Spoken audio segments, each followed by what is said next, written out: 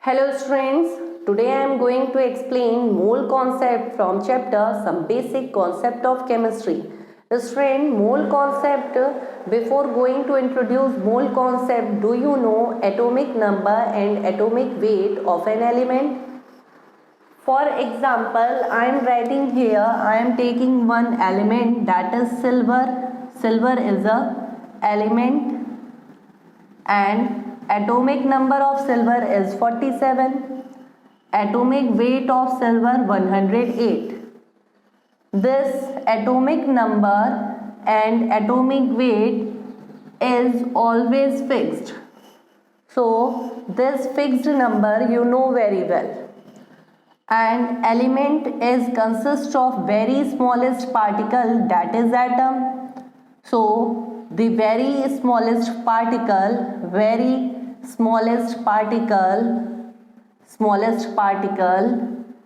is atom. And which kind of atom is present in this element? So in this element, the smallest particle is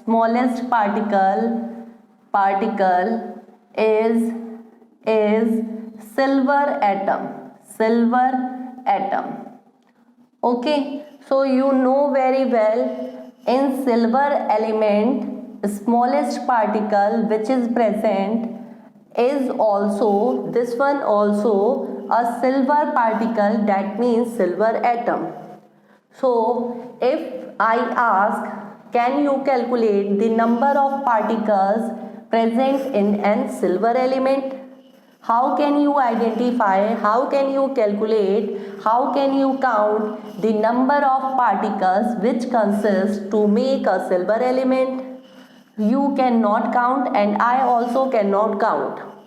But Avogadro has given a number by which we can identify the number of particles present in an element or number of particles molecule present in a molecule. Okay, so what is Avogadro number? Avogadro's number, this one 6.02 into 10 to the power 23. Avogadro has given a number 6.02 into 10 to the power 23. And according to this Avogadro, this number is a approximate value. That value we can use to count or we can use to identify the number of particles present in an element. ये जो number इन्होंने दिया है Avogadro ने, इसका use करके हम लोग किसी भी एलिमेंट में, किसी भी मॉलिक्यूल में उसके प्रेजेंट स्मॉलेस्ट पार्टिकल को काउंट करके बता सकते हैं. और ये कैसे बता सकते हैं? इनका कहना था, अगर कोई एलिमेंट है जैसे कि सिल्वर को रिप्रेजेंट करते हैं Ag से, और अगर कोई एलिमेंट है जिंक, उसको रिप्रेजेंट करते हैं Zn से. तो ये भी एलिमेंट है, this is element silver and this one element of zinc. Silver element having silver smallest particle and zinc element having zinc smallest particle. So the number of particles in silver atom and number of particle in zinc atom. How many particles are present and how many particles consist in silver atom? Same as for zinc, number of particles consist in zinc element. How can we calculate the number of particles present in this one? So for this calculation, Avogadro has given a number. Avogadro ने एक number दिया और उन्होंने बताया कि अगर आपको पता करना है कि सिल्वर में कितने पार्टिकल हैं, तो आप बोलोगे कि 6.02 into 10 to the power 23 silver particle हैं. किसमें? सिल्वर एलिमेंट में. ओके, सेम एज जिंक के लिए भी यही बोलोगे 6.02 10 की पावर 23 किसके पार्टिकल हैं? जिंक के पार्टिकल हैं। यानी कि एक हम लोग कह सकते हैं अप्रॉक्सीमेट वैल्यू इन्होंने दिया और इन्होंने बताया कि अगर किसी एलिमेंट में कितने पार्टिकल प्रेजेंट हैं तो उस पार्टिकल्स की counting means number of particles कितनी हो सकती है, वो किसी एलिमेंट में भी इतनी होगी, लेकिन एलिमेंट में क्या प्रेजेंट होगा? Smallest particle atom. तो आप इस नंबर को बोलोगे कि ये इतने पार्टिकल्स हैं किसके? सिल्वर एटम के हैं, दैट मीन्स सिल्वर एटम के हैं, that will make a silver element. Same as इतने पार्टिकल प्रेजेंट होंगे जिंक में जो कि क्या बनाएंगे? जिंक एलिमेंट बनाएंगे।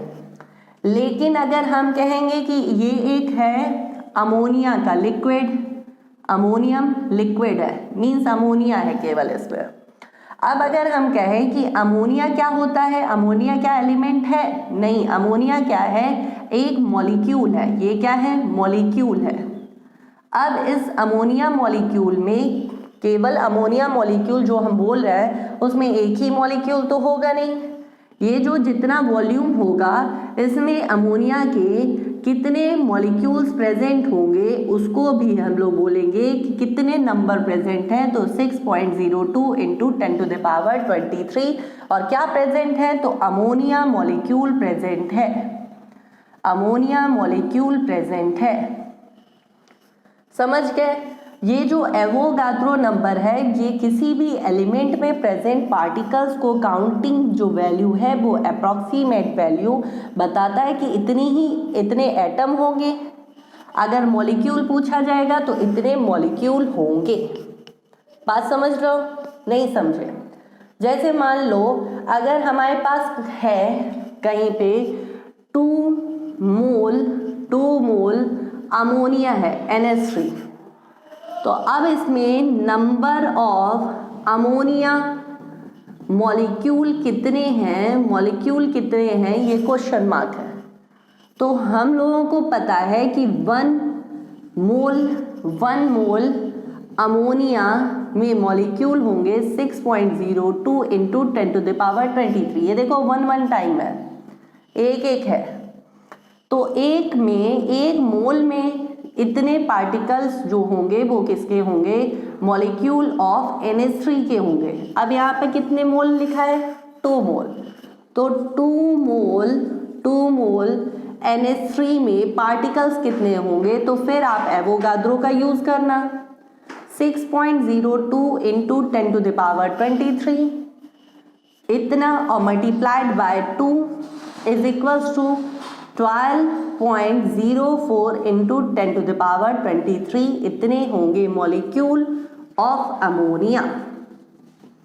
ओके, सो अगर आपसे कहा जाए कि 1 मोल में 1 ग्राम में या फिर 1 मोल 1 ग्राम या फिर n एलिमेंट में नंबर ऑफ पार्टिकल्स कितने हैं, तो जो भी 1 में मीन्स एक कांस्टेंट वैल्यू है 1, अगर उसमें पूछा जाएगा तो आप बोलोगे 6.02 इंटू 10⁻23। जैसे ये 1 था तो ये 1 एक एलिमेंट है सिल्वर जिसमें स्मॉलेस्ट पार्टिकल इतने हैं, एक एलिमेंट है जिंक जिसमें स्मॉलेस्ट पार्टिकल जिंक के इतने हैं, और एक ये क्या है 1 मोल का, मान लो ये 1 मोल अमोनिया है तो इसमें स्मॉलेस्ट पार्टिकल अमोनिया मॉलिक्यूल के कितने होंगे 6.02 इंटू 10⁻23। इसी में आगे हम 2 लगा दें या 3 लगा दें तो फिर ये जो नंबर है इसमें 2 और 3 से उसी से मल्टीप्लाई आपको करना होगा। बात समझ गए? तो किसी भी एलिमेंट में किसी भी मॉलिक्यूल में कितने नंबर ऑफ पार्टिकल्स हैं या फिर मॉलिक्यूल है उसको कैलकुलेट करने का तरीका बताया था एवोगाद्रो ने। उन्होंने एक नंबर दिया था जिसकी हेल्प से हम लोग किसी भी एलिमेंट में या मॉलिक्यूल में कंसिस्ट नंबर ऑफ पार्टिकल्स और मॉलिक्यूल कैलकुलेट कर सकते हैं। तो अब इसको लिखेंगे कैसे हम लोग? तो लिखेंगे, आप याद रखने के लिए ये चीज लिख सकते हो और इस चीज को इतने हिस्से को हम रफ कर रहे हैं और यहाँ पर लिख सकते हैं according to mole concept according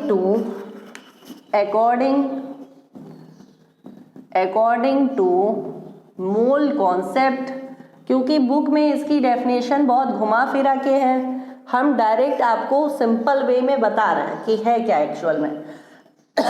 according to mole concept, to calculate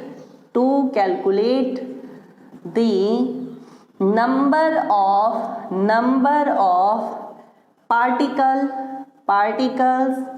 present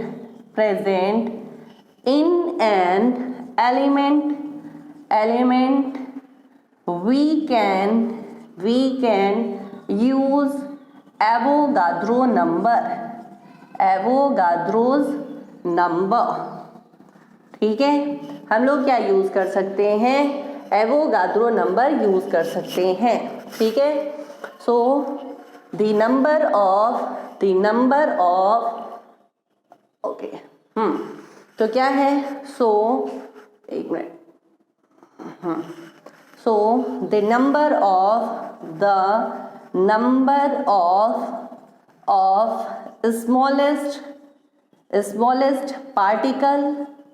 particle or molecule present in an element or molecule is always equal to 6.02 into 10 to the power 23 Avogadro's number. एक और चीज इसमें add कर लो, 2, so the number of smallest particle और molecule present in an element और 1 mole of 1 molecule. ठीक है, इन एन एलिमेंट एंड और अ मॉलिक्यूल। एन और का मतलब समझ रहे हो कि एक की बात की जा रही है, एक एलिमेंट या एक मॉलिक्यूल में पार्टिकल्स या फिर मॉलिक्यूल कितने होंगे, तो वो 6.02 इंटू 10 टू द पावर 23 के बराबर होंगे।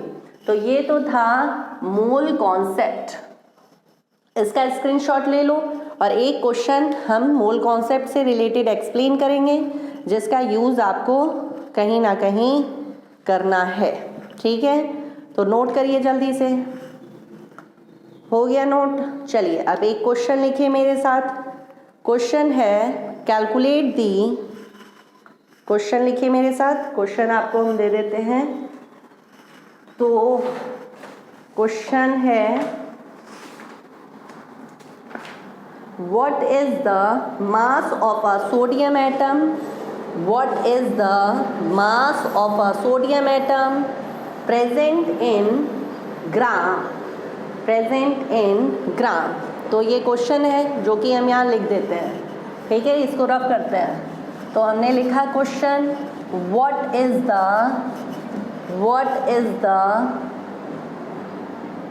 The mass of a sodium atom present in ग्राम।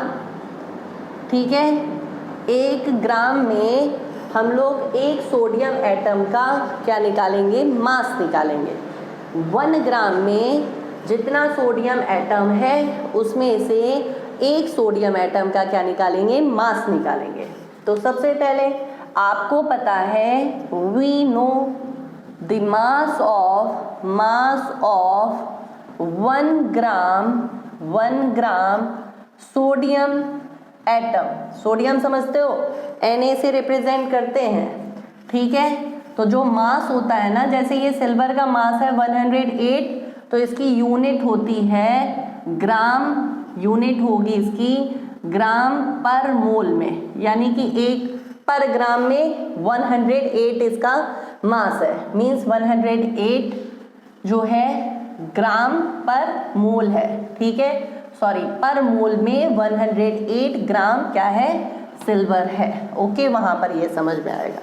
चलो देखो, तो हम लोग लिखेंगे we know the mass of 1 gram sodium is equals to 23 एक सोडियम का मास कितना होता है 23 होता है, ठीक है। एंड अब इसमें कितने पार्टिकल्स प्रेजेंट होंगे, तो द नंबर ऑफ पार्टिकल का मतलब क्या होता है एटम, ठीक है। Present in sodium is equals to कितने प्रेजेंट होंगे, पार्टिकल्स को हमने बताया क्या था 6.02 इंटू 10 टू द पावर 23, तो ये क्या होगा 6.02 इंटू 10 टू द पावर 23। अब जरा हमें एक चीज बताओ, अगर आपके घर में एक बड़ी सी दीवार है इस तरीके से, इस दीवार का पूरा वेट तुम्हें बता दिया गया कि कम से कम 100 किलोग्राम है, और इसमें कितने ईंटें लगे हैं वो भी बता दिया गया है कि इसमें टोटल 100 जो है ब्रिक्स हैं। अब अगर हम कहें कि 1 ब्रिक का क्या बताओ वेट बताओ, तो फिर क्या करोगे 100 किलोग्राम में डिवाइड करोगे 100 नंबर ऑफ ईंटे से, और डिवाइड करके बताओगे कि एक ईंटे का वेट क्या है 1 किलोग्राम है, यही ना करोगे। सेम एज पूरे सोडियम एटम का 1 ग्राम सोडियम एटम का क्या है मास 23, समझ रहे हो 1 ग्राम सोडियम एटम का एटॉमिक मास कितना है 23 है, क्लियर। अब द नंबर ऑफ पार्टिकल्स इसमें कितने प्रेजेंट है वो भी बता दिया गया। ये जो 100 किलोग्राम है उसकी जगह हम लोग 23 रखेंगे, क्योंकि ये पूरा मान लो सोडियम है तो क्या है 23। नंबर ऑफ पार्टिकल्स कितने हैं, तो 6.02 इंटू 10 टू द पावर 23। ये जो ब्रिक्स है उसकी जहां ये पार्टिकल्स लिखेंगे, फिर एक का निकालना है तो डिवाइड ही करोगे ना, तो बिल्कुल वही काम यहां पर हम करेंगे। हम लोग क्या करेंगे 1 atom of mass is equals to 23 divided by 6.02 into 10 to the power 23। अब देखो डिवाइड कैसे होता है, कुछ बच्चे डिवाइड ही नहीं जानते हैं।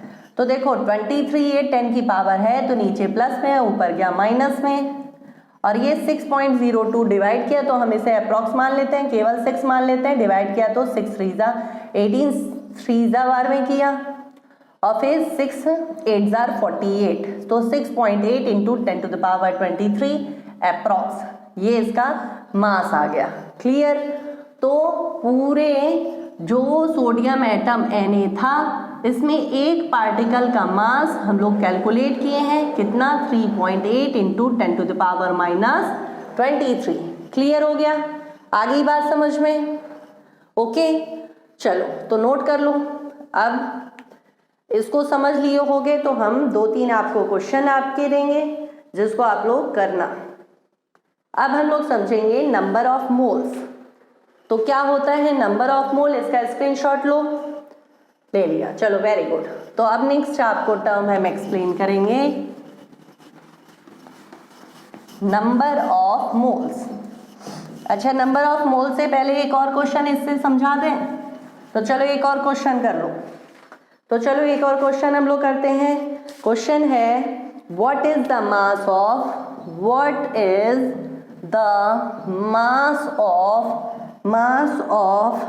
one molecule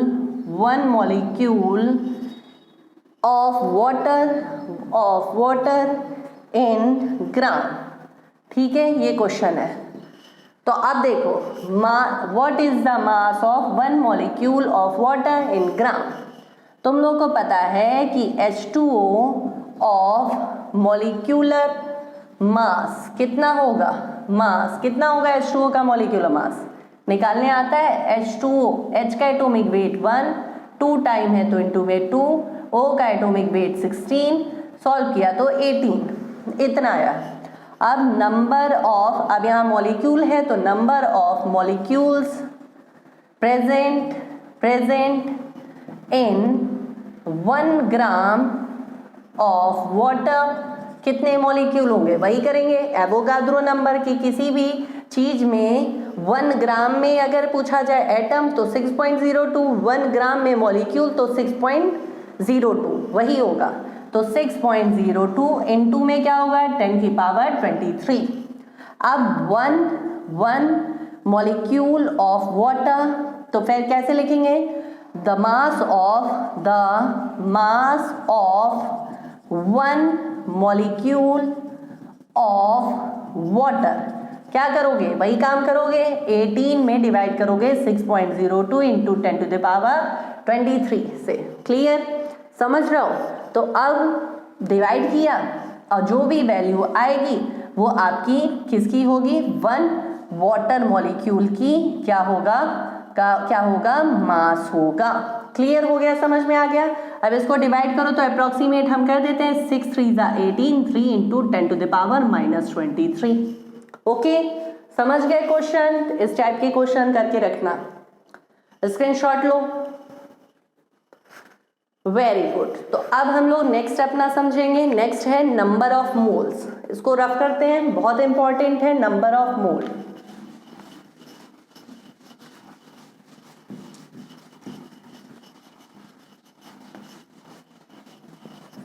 तो देखो, what is number of mole? Number of mole किसे बोलते हैं? तो number of mole, it is the ratio of weight and molecular weight. ठीक है, it is the ratio of weight and molecular weight and it is represented by small n से represent किया जाता है। तो अगर हम फॉर्मूला लिखें तो number of moles is equals to weight upon molecular weight. ये क्या है, वेट है, और ये क्या है, मॉलिक्यूलर वेट है। ठीक, समझ गए? वेट को स्मॉल w से, मॉलिक्यूलर वेट को स्मॉल n से, और नंबर ऑफ मोल को ये n से। ये n यानी कि it's mean n is equals to w upon m, ये फॉर्मूला है। अच्छा, अब इसका इस्तेमाल कहाँ करना है? तो देखो, इफ 20 ठीक है ग्राम NaOH, ठीक है, dissolve in 100 gram of water. ठीक है, तो इसका इस्तेमाल अभी इसी क्वेश्चन को हम आगे समझाएंगे तुम लोगों को, किसमें, मोलैलिटी में। चलो पहले यहाँ समझो नंबर ऑफ मोल। तो हमारा 20 ग्राम NaOH है, तो ये 20 ग्राम NaOH का नंबर ऑफ मोल्स अगर हम कहें बताओ केवल इतने हिस्से का, ये पूरा ये जो सेंटेंस है उसको नहीं ले रहे हम, 20 ग्राम NaOH है, तो इसका नंबर ऑफ मोल अगर निकालना है तो फॉर्मूला क्या होगा, weight upon molecular weight. Weight हमारा कितना है, 20 ग्राम, ये क्या है, वेट है, और मॉलिक्यूलर वेट फॉर्मूले से निकलता है, NaOH के फॉर्मूले से निकालोगे तो ये ऊपर तो 20 है, Na का एटॉमिक वेट 23, O का एटॉमिक वेट 16, H का एटॉमिक वेट 1। इसको साइड में भी हम लोग निकाल सकते थे, सॉल्व करेंगे तो 20 अपॉन 40 आ जाएगा, डिवाइड किया तो हम लोग का आ जाएगा यहाँ पर 0.5। तो ये जो 0.5 है ना, ये number of mole of NaOH है। अच्छा, अब इसकी यूनिट क्या होती है, तो सुनो यूनिट, ऊपर वाले इस W की यूनिट ग्राम थी और इस NaOH की जो यूनिट होती है वो ग्राम पर मोल होती है। क्या होती है, ग्राम पर मोल, जैसे सिल्वर का लिखा था 108 ग्राम पर मोल। तो इन दोनों की यूनिट ग्राम ग्राम कैंसिल हो जाती है और केवल इसकी यूनिट क्या होती है, MOL होती है। ठीक है, नेम इसका MOL ही होगा, बट यूनिट इसकी क्या होगी, यूनिट क्या होगी, unit of moles, unit of number of mole is always क्या होगी, MOL होगी। ठीक है, ये होगी यूनिट। समझ गए? इसका स्क्रीनशॉट लो, एक और हम समझाते हैं। ले लिया, चलो देखो, इसको नीचे वाले को रफ करते हैं। अगर हम कहें कि हमारे पास क्या है, हमारे पास 49 ग्राम H2SO4 है, तो इसका नंबर ऑफ मोल निकालो, N निकालो।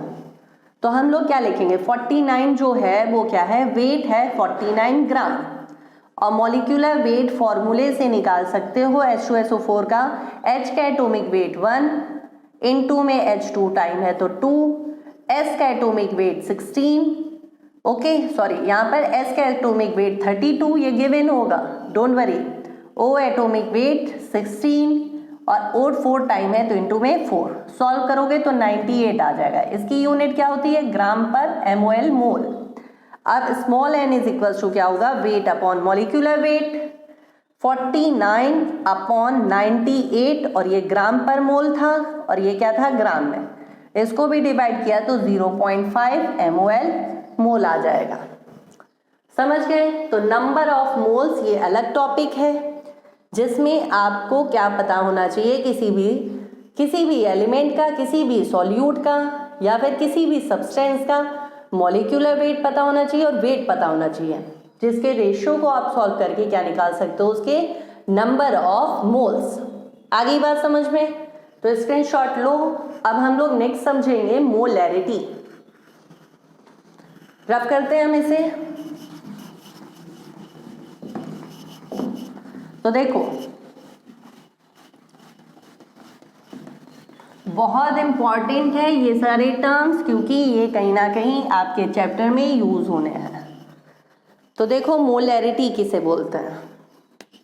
देखो जब हम लोग कोई भी चीज किसी में मिलाते हैं, जैसे देखो ये आप सेकेंड ईयर में पढ़ोगे, ये एक बीकर है, इसमें क्या है? पानी है, ठीक, पानी है, और ये पानी में हम क्या मिला रहे हैं? शुगर मिला रहे हैं या फिर सॉल्ट मिला रहे हैं। तो सॉल्ट जैसे कि NaOH, सॉरी NaCl, NaOH तो बेस हो जाएगा, और ये क्या है? H2O water. ये सॉल्ट मिला रहे हैं तो कितना मिलाओगे? बहुत ज़्यादा मिलाओगे तो 1 स्पून 2 स्पून, ठीक है। बहुत ज़्यादा तो आप मिला नहीं सकते हो, पानी वाटर के बराबर तो मिला नहीं सकते हो। जितना है वाटर उसमें 2 और 3 स्पून मिलाओगे, तो ये हमेशा लेस होगा, लेस इन क्वांटिटी होगा, और ये क्या होगा? लार्ज इन क्वांटिटी होगा, ठीक, समझ रहे हो? अब लेस क्वांटिटी किसकी है? NaCl की है। तो जिसकी क्वांटिटी लेस होती है उसे बोलते हैं सॉल्यूट, और जिसकी क्वांटिटी लार्ज होती है उसे क्या बोलते हैं? सॉल्वेंट। सॉल्यूट और सॉल्वेंट को जब हम लोग मिला देते हैं तो क्या बनता है? सॉल्यूशन बनता है। क्या बनता है? सॉल्यूशन बनता है, समझ रहे हो? और क्योंकि दो ही चीज मिली हैं तो ये जो सॉल्यूशन होगा वो कैसा होगा? बाइनरी सॉल्यूशन होगा। कैसा होगा? बाइनरी का मतलब 2 चीजें, 2 कंपोनेंट मिली हैं, तो ये क्या है? बाइनरी सॉल्यूशन है। 3 मिलते हैं तो फिर मतलब सॉल्ट के अलावा हम शुगर भी मिला देते हैं तो फिर वो क्या हो जाता है? टर्सरी सॉल्यूशन हो जाता है। यहाँ पर कैसा सॉल्यूशन बना है? Binary solution. क्लियर हो गया? अच्छा, अब ये क्या था? सॉल्यूट था, और ये क्या था? सॉल्वेंट था। इतना तो समझ में आया कि किसको सॉल्यूट बोलते हैं, किसको सॉल्वेंट बोलते हैं। बहुत ध्यान से समझना। अब यहाँ पर हम तुम लोग को समझाने जा रहे हैं मोलैरिटी। क्या एक्सप्लेन करने जा रहे हैं? मोलैरिटी। मोलैरिटी किसे बोलते हैं? तो मोलैरिटी किसे बोलते हैं? The number of mole of solute. ये जो सॉल्यूट मिला रहे हैं, जितने नंबर ऑफ मोल सॉल्यूट हम मिला के और लीटर वॉल्यूम का क्या बना रहे हैं? सॉल्यूशन। यहाँ पर क्या बनेगा? दोनों मिक्स हो जाएंगे तो क्या बनेगा? सॉल्यूशन बनेगा। तो लिखेंगे the number of moles of solute.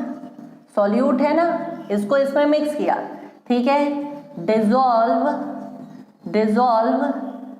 And make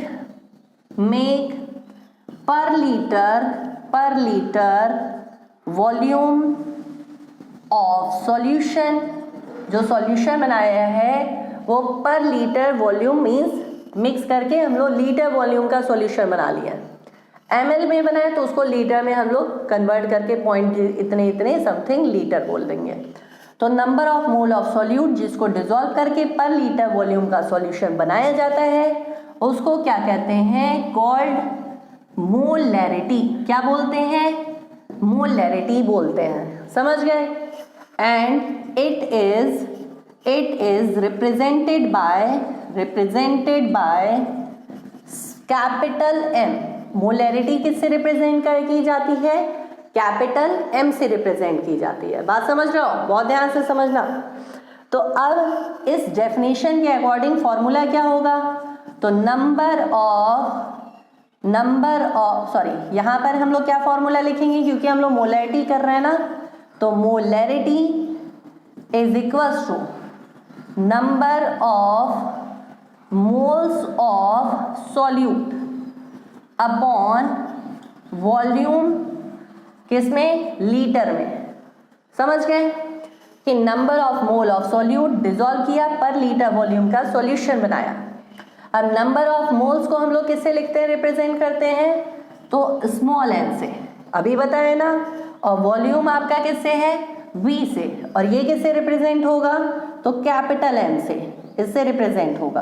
clear? या फिर इस चीज को ब्रैकेट में कर दें, ज्यादा सही है। ठीक है, तो ये है। तो अब यहां पर अगर m is equals to n upon v है, तो इसको हम लोग n को ऐसे भी लिख सकते हैं ना, wait upon molecular wait, n की जगह लिख सकते हैं ना। और ये v पहले से नीचे है, तो ये इनटू में यहाँ पर v आ जाएगा। और v किस में होना चाहिए? लीटर में होना चाहिए। मान लो अगर ये ml में है, तब यहाँ पर क्या लगेगा? ml में अगर होगा, इफ वॉल्यूम इन ml, अगर ml में होगा तो फिर देन मल्टीप्लाइड बाय देन हम लोग को पता है ना कि 1 अगर लीटर की जगह ml में होता तो हम लोग क्या करेंगे? 1 ml is equals to 1 upon 1000, फिर क्या होगा? लीटर। तो उसे क्या करना होगा? लीटर में बदलेंगे। तो फॉर्मूला यही रहेगा, बस इसमें क्या होगा? m इज इक्वल्स टू, ये जो हिस्सा है ना, इसमें w into 1000 upon small m into v लग जाएगा। समझ गए? ये क्लियर हो गया? इसमें किसको क्या बोलते हैं ध्यान रखना। m का मतलब मोलैरिटी, n का मतलब number of mole, v that means volume of solution in litre, n small n को ओपन किया तो weight upon molecular weight, weight that is solute का weight, molecular weight means solute का molecular weight. जैसे NaCl का जो wait होगा, जो ग्राम में होगा वेट, और इस फॉर्मूले का जो निकलेगा वो मॉलिक्यूलर वेट जो कि ग्राम पर मोल में होगा। समझ गए? तो ये m हो गया और ये w हो गया। और ये अगर लीटर नहीं होगा, ml में होगा, तो ऊपर फॉर्मूले में क्या लगेगा? 1000। स्क्रीनशॉट लो जल्दी से। ले लिया? चलो अब हम लोग एक क्वेश्चन करेंगे मोलैरिटी से रिलेटेड। ठीक है, रफ करते हैं हम इसे, इस हिस्से को रफ कर देते हैं। यहां पर हम क्वेश्चन लिखते हैं, कैलकुलेट द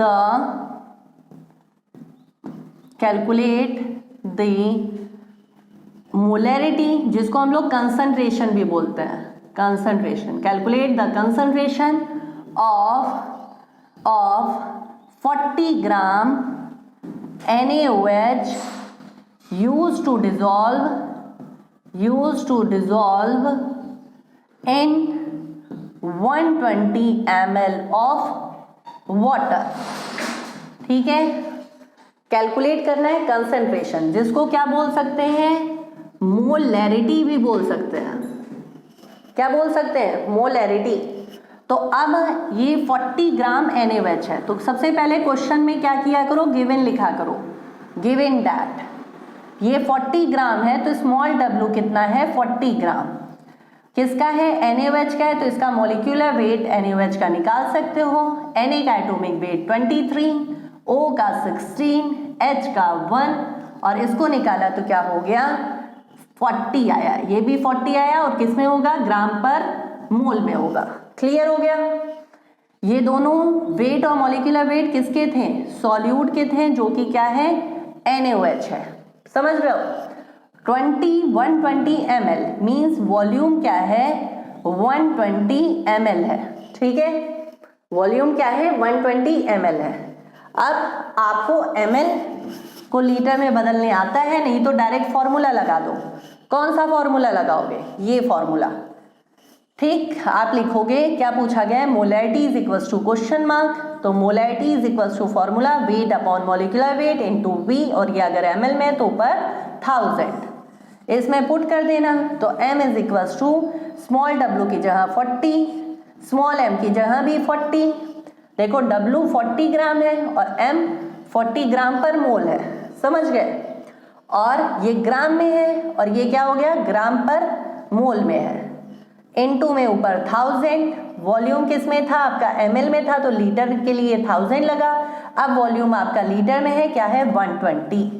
ठीक, इसको कैलकुलेट कर लेंगे, तो कैलकुलेट करने पर यहाँ पर देखो सब कैंसिल वैंसिल कर सकते हो ना तुम लोग, तो ये कैंसिल कर लिया, यहाँ पर ये 40 40 पूरा कैंसिल हो गया, और इसको डिवाइड कर दिया, 0 0 कैंसिल, ठीक है, और ये 8.2 के समथिंग आएगा, ठीक, डिवाइड करेंगे तो, और इसकी यूनिट क्या होगी, तो इसकी यूनिट होती है, क्योंकि वॉल्यूम की यूनिट लीटर में थी और ये मोल ऊपर चला जाएगा, समझ रहे हो, क्योंकि ग्राम ग्राम कैंसिल हो गया, मोल ऊपर चला जाएगा, तो यूनिट क्या हो जाएगी, मोल पर लीटर, तो ये क्या हो गई, मोलैरिटी हम लोगों ने निकाल ली, हो गई, ओके, तो क्लियर हो गया, आपको बात समझ में आ गई, क्वेश्चन आपको समझ में आया, ये था मोलैरिटी जिसको हम लोग यूज करेंगे, कहाँ यूज करेंगे, बाकी के जितने भी क्वेश्चंस हैं या फिर कहीं कंसंट्रेशन पूछा गया होगा तो स्क्रीनशॉट लीजिए, और अब हम लोग नेक्स्ट समझेंगे मोलैरिटी से मिलता जुलता